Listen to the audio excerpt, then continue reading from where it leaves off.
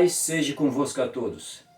Queridos amados irmãos, que as bênçãos do nosso Pai, do nosso Deus e a do nosso Senhor Jesus Cristo seja com todos vocês em qualquer parte desse nosso Brasil ou do mundo. Sintam-se abraçados por esse grandioso amor. Que Deus abençoe.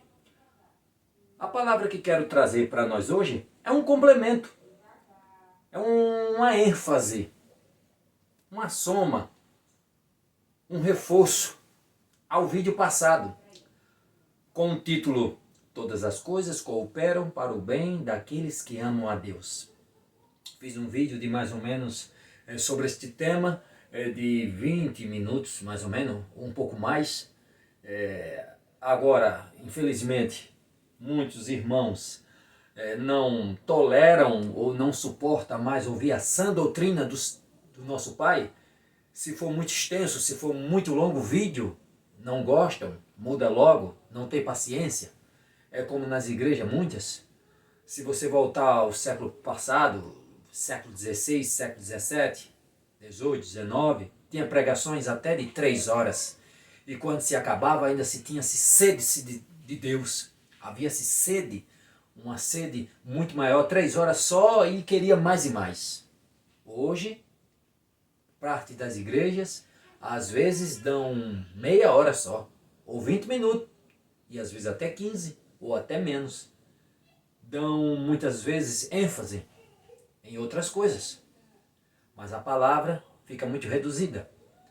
Tem irmãos que sim, mas tem outros que têm sede da palavra de Deus, e muitos estão abandonando algumas igrejas em busca de outras por ter sede da palavra, por ter sede do ensinamento, das mensagens, de Bíblia, que em algumas outras não estão tendo mais. Aí eu, para tentar atender a diversos gostos, gravei um vídeo passado, na faixa de 20 a 22 minutos mais ou menos, para não ficar muito extenso, em cima do tema a qual eu falei, Romanos 8, 28, todas as coisas colaboram para o bem daqueles que amam a Deus. E quis até trazer algo mais, mas eu freiei um pouco, fiquei por aí, e hoje eu estou trazendo um novo reforço. Um outro reforço, dando uma ênfase um pouco nesse vídeo, naquele tema a qual a gente estudou na semana passada, agora com outro texto, dando um reforço a mais e mostrando que o que muitos pregadores coach, que vem destruindo o evangelho, vem ensinando, é totalmente contrário e é antibíblico. Pois pregam que venham para a igreja e acabe com os seus sofrimentos. Venham para a igreja e pare de sofrer. Está com problema na sua vida financeira, casamento desfeito, está com algum mal, alguma doença, é pobre, venha para cá. Olha só que tipo de ensinamento, parece até brincadeira, mas é uma pura realidade, é uma pura verdade. E a gente trabalhou que no primeiro vídeo, quem não assistiu, assista. Todas as coisas colaboram para o teu bem. Que um servo de Deus, ele pode ser, com certeza, acometido por qualquer mal. Jesus Cristo nunca prometeu que você, o seguindo, ia se livrar de aflições. Aí eu quero trazer hoje, dando um reforço a mais a este tema, aqui, com uma nova passagem, que está em Mateus, capítulo 8, versículo 23 em diante. Mas também está em Marcos 4, 35 a 41 e Lucas 8, 22 e 25. A mesma narrativa, de uma perspectiva e um modo de se expressar e escrever um pouco diferente, mas a mesma história. Mas antes de mais nada, vamos fazer uma leitura. Antes de mais nada, vamos fazer uma oração ao nosso Deus, para que abra nossos entendimentos. Eu aqui e vocês aí. Eterno Pai, Senhor da glória, Rei eterno. Toma a honra, Senhor, deste culto. Toma a honra e a glória para ti. Se faça presente, Senhor, se for de tua vontade. Aqui onde estou e onde qualquer irmão possa estar me vendo ou me ouvindo neste momento. Faça-nos, Senhor, presente, abrindo nossas mentes, nossos corações, para absorver e compreender a tua palavra. E não só absorver, mas colocá-la em prática. Toda a honra e toda a glória seja dada a ti, Senhor, neste momento. Ô Senhor, clareia nossas mentes, os nossos entendimentos, Senhor.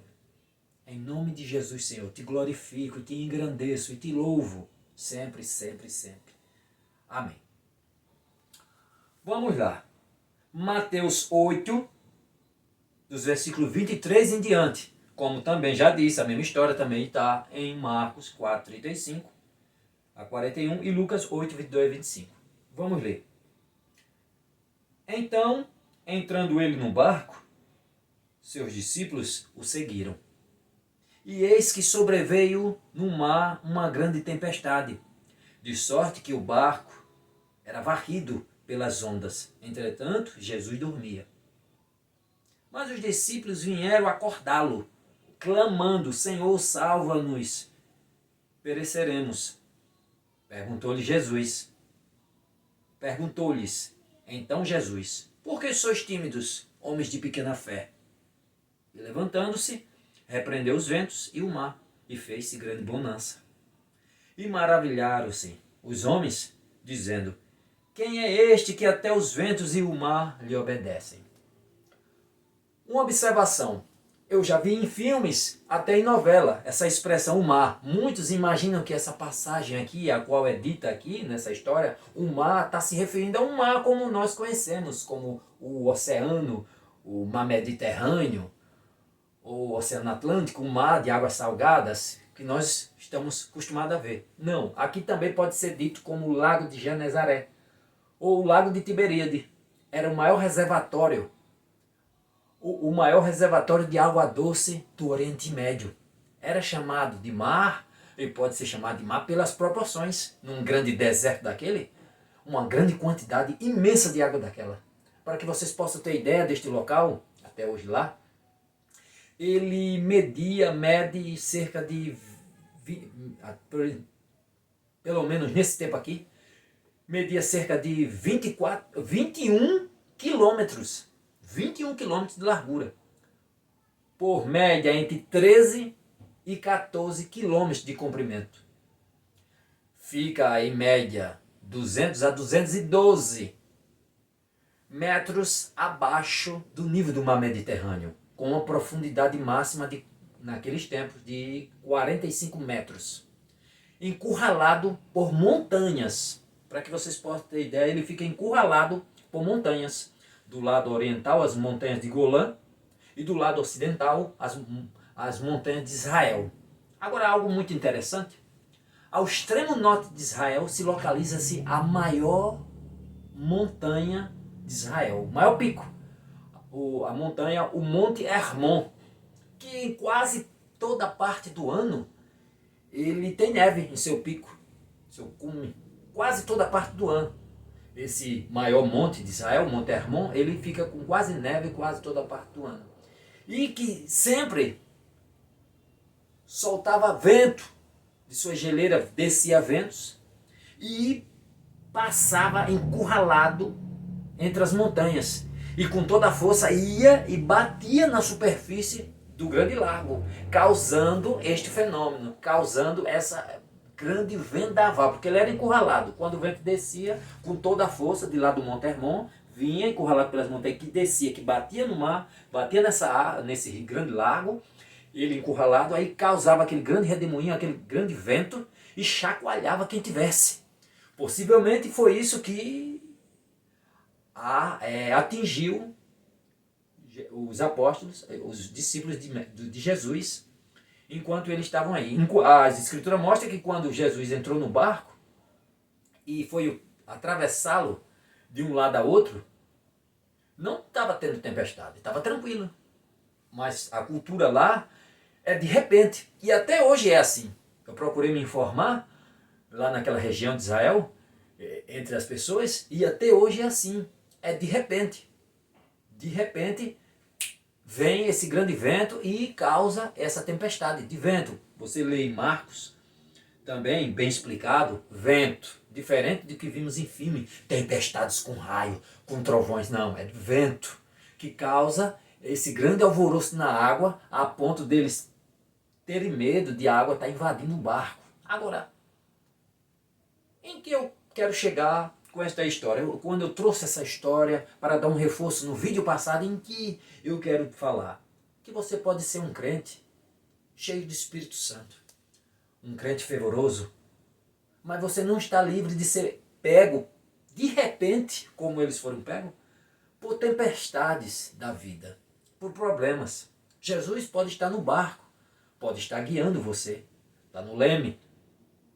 Como eu disse, um crente cheio de Espírito Santo, fervoroso, trabalha firme na obra, um homem de Deus, uma varoa de Deus. Jesus está no barco junto com você, mas nem isso te livra das aflições ou das dificuldades e os aperreios e os furacões e tempestades desta vida. Porque Jesus nunca prometeu, nunca disse que você nunca iria ser jogado na cova dos leões. E nem que você iria ser jogado, e nem que você ia se livrar de uma fornalha ardente 7 vezes, aquecida 7 vezes por Nabucodonosor. E nem que você ia passar pelos desertos tórridos e áridos desta vida, sem ser tentado pelo inimigo, como Jó foi. Não, ele nunca prometeu, pelo contrário, diferente dessa nova linhagem de falsos pregadores que aí estão. É claro que temos ótimos homens de Deus fervorosos, lutando pelo bom evangelho, mas uma outra classe, com suas bizarrices, acaba com uma classe de pessoas que são culpadas porque se deixam influenciar. É o que eles querem ouvir, mas não o que precisam ouvir. Eles precisam ouvir, não é isso? Eles querem ouvir isso, mas não é o que precisam ouvir. Voltando aqui, Jesus nunca prometeu que você não ia passar por nada disso. Não. Pelo contrário. Se me perseguiram, perseguirão vocês. No mundo tereis aflições, mas tenha bom ânimo. As Escrituras também nos diz: todo aquele que quer viver piamente em Cristo padecerá, sofrerá perseguições. Veja o início da igreja, desde quando Nero assumiu o poder, em 54. As nuvens negras se abateram sobre a igreja do primeiro século. E dando o estopim inicial, aproximadamente, para ser mais exato, em 17 de julho de 64, com o incêndio de Roma. Aí começou uma das maiores carnificinas, das maiores perseguições, que durou, deu uma pausa, que durou mais ou menos 300 anos de agonia. Tinha épocas que apertava, tinha época que dava um pouquinho de trégua. Depois que começava o castigo de novo, dava um pouquinho de trégua. E isso se estendeu até os primórdios, até os primeiros 300 anos nessa agonia. Não que até hoje não sofra, ou que não pode ter sofrido depois dos 300, que é claro que sofreu. Mas nesses primeiros 300 anos foi horrível. E aí? Mas hoje sim ensina-se que nada disso você vai passar. Errado. Jesus nunca prometeu isso. Mas o que ele prometeu e o que nós vemos aqui, homens de pequena fé, ele nos ensinou a maneira de como enfrentar os percalços, os terremotos, os desertos áridos nesta terra. Ele prometeu sim enxugar de todo o rosto lágrima, mas não aqui enquanto estivéssemos nessa terra, só no grande dia, quando ele voltar. Mas enquanto estivermos aqui, padeceremos aflições, sofreremos tempestades, agonias, aperreios, doenças, perseguições, problema na vida financeira, na vida cotidiana. A gente enfrenta e vai enfrentar tudo isso. Mas como eu disse, ele não prometeu, ele não prometeu que você, o seguindo, ia nesta terra viver uma vida sossegada. De forma alguma. Mas ele nos disse que nós passaríamos por aflições. Mas o que é que ele nos ensinou? Para como nós suportar e superar todas essas agonias. Fé, confiança. Foi com fé que o anjo fechou a boca dos leões e nada aconteceu a Daniel. Fé fervorosa e fidelidade a Deus, que os 3 companheiros de Daniel foi jogado na fornalha ardente e nenhum fio de cabelo se perdeu. Pois o Senhor o honrou. Nunca o prometeu, você nunca vai ser jogado na cova dos leões. Você nunca, como esses ensinam, eles ensinam assim hoje, nunca vai ser jogado na fornalha. Não. Vocês podem ser jogados na fornalha, vocês podem ser jogados na cova dos leões, mas eu o livrarei desta situação. Agora, qual a arma? Qual a confiança? Fé, confiança, fidelidade em Deus. Você tem que confiar, você tem que acreditar. Porque as Escrituras dizem que sem fé é impossível agradar a Deus. Como você pode querer alguma abundância? Como você pode querer algo de Deus se você não confia? Se você não acredita? No primeiro sinal de tempestade, no primeiro sinal de um vento forte, de um grande vendaval, que água vem entrando, você já se desespera. Jesus no barco? Os apóstolos ouviam ministrações de Cristo, ouvia suas ministrações, ouvia e via, presenciou milagres incríveis. Mas mesmo assim, eles eram homens igual a nós, sujeitos aos mesmos pecados, às mesmas coisas. Tanto que reagiu como muitos de nós já reagiu. Com temor, com medo. Faltou fé. Cristo ali com eles e ainda faltaram fé. Ainda teve medo. Tanto que o Senhor repreendeu homens de pequena fé. Por que se atemorizam? Por que tem medo? Cala-te, vento. Acalma-te, mar. E aí? Temos que fazer diferente. Temos que ser fervorosos. Eu sei, nós somos seres humanos e temos nossas limitações. E às vezes bate certas situações, o qual me aconteceu hoje. Hoje eu tenho minha moto, quem não me conhece, eu trabalho, mas eu faço um complemento na minha vida para sustentar minha família com aplicativos. Eu faço um complemento. E a minha moto não está muito boa. E de um dia para cá já vinha apresentando certas situações. E quando foi hoje de manhã que eu saí para trabalhar com ela, aí foi que perdeu completamente 50% da força. O cilindro do meio vazando, aí perdi 50% de sua força. Eu disse, e agora, Senhor? Primeiramente Deus Todo-Poderoso, mas Deus dá saúde, abre as portas e te dá as ferramentas necessárias para você prosseguir, para você chegar àquele objetivo. Mas primeiramente Ele, você tem que recorrer a Ele. Eu disse, e agora, Senhor? Eu preciso do veículo para trazer o pão para minha casa. E agora? Que a moto, eu já tinha nos planos, eu tinha pedido uma benção ao Senhor. Senhor, me mostra aí um bom negócio que eu possa fazer com uma outra moto. Não precisa ser nova não, Senhor. Uma semi-nova, que eu possa trabalhar.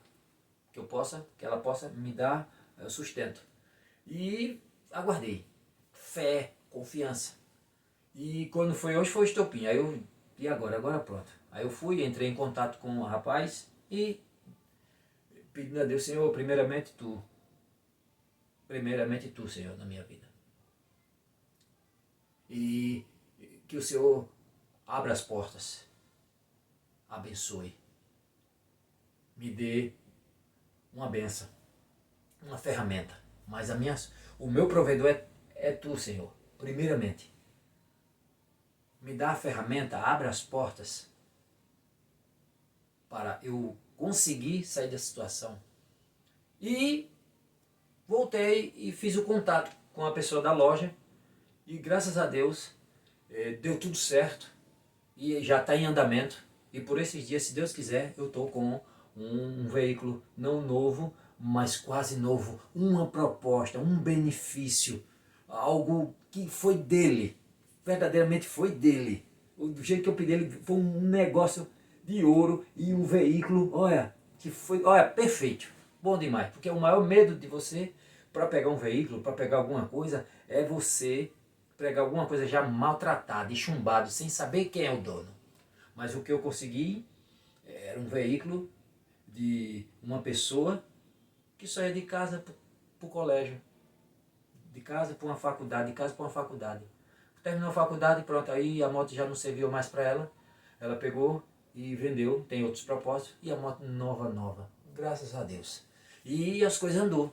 Mas confiança, fé. Eu queria, no momento, agir como eles agiram. Com desespero, quando a primeira pancada bateu. Mas espera aí.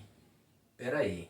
Aquele que ouve as minhas palavras e as guarda e põe em prática é semelhante àquele homem que cava bem fundo, vai construir a sua casa. Ele cava bem fundo a sapata, para fazer a sapata da casa. Bem fundo mesmo, cabeceira profunda.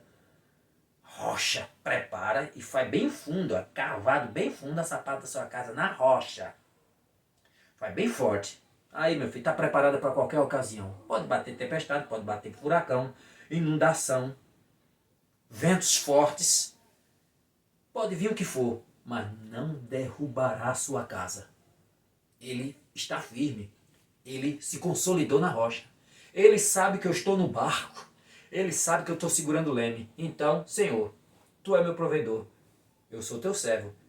Eu estou em Tuas mãos. Como Jó, firme e forte. Tu me deu, Tu tirou. Uma prova de fé.